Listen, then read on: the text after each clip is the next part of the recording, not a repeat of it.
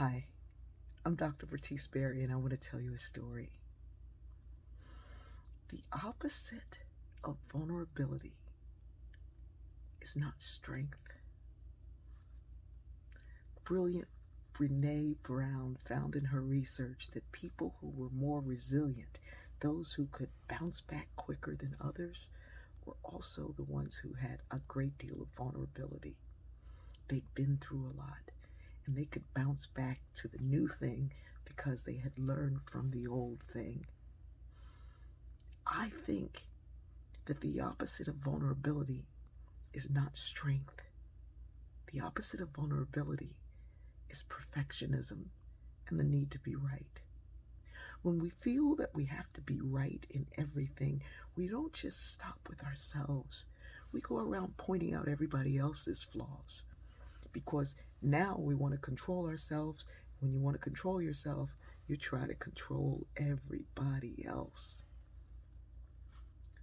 People have actually said, make sure when you start tap dancing, you do this. I'm not trying to be a professional tap dancer. I'm not trying to be Gregory Hines. I'm just giving myself some joy. I'm approaching tap dance like a 5-year-old child, just happy to move and make some noise. But if we feel that we have to be perfect before we can come forth, if everything has to be absolutely right, then we're going to fall down more often than the one who knows that they walk with a limp. Your need to be absolutely perfect is sucking the joy not only from your life, but the lives of those you live with. Being resilient, being able to bounce back. I remember once when I said once to one of the therapists, my kids had been through a great deal before they even got to me, and I said, well, as they say, kids are resilient. And the therapist looked at me and he said, no, they're not. They're kids. He said, we say that all the time. We say kids bounce back, but we don't really see the scars and the pain. They're too young to have what it takes to bounce back quickly. What you see them doing is coping and getting through, just going. And some of what you're seeing is actually a little bit of PTSD. That's not resiliency. What we think of as strength and the ability to just, I'm okay, I'm okay, I'm okay, I got this. Someone will say to you, how are you? And you're like, fine, I'm fine. The need to do that and act as if is not really strength. It is another coat on a life that's already tired.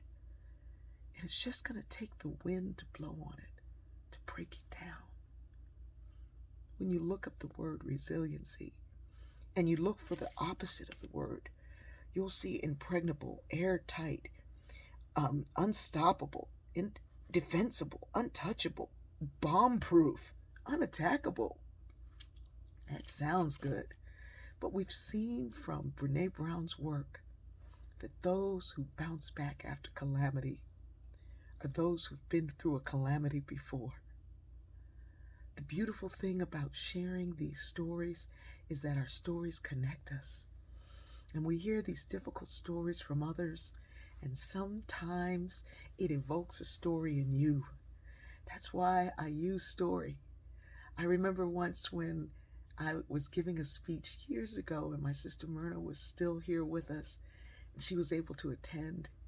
And afterwards she said, that was beautiful, but you used too many big words. People are caught on that third syllable, and you're down the road to the next word.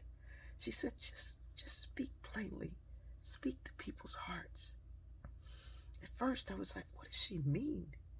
And then I listened back in my mind to what I had said. I was using words from my own discipline, words that came from my field of study. Unless you were a sociologist, you wouldn't even be familiar with those words. And in our attempt to sound smart, we're closing people off. Story, narrative connects us all. A part of my work requires that I be able to find a way to connect to you to the point where you find your own story and pull out the meaning for you. It is to take these deep-seated concepts and bring them to life in a story so that you can find the meaning of it. Resiliency is really about bouncing back. And the people I know who bounce back are folks who've been through something and then turn around to help somebody else through something.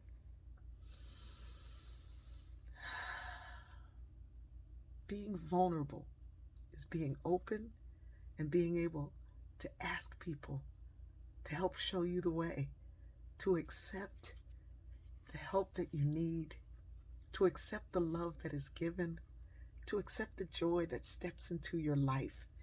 It's not a sign of weakness. It's a sign of strength. It really is. It's a sign of heart. I'm never going to be perfect. But I will always be loved. And so are you, because I love you.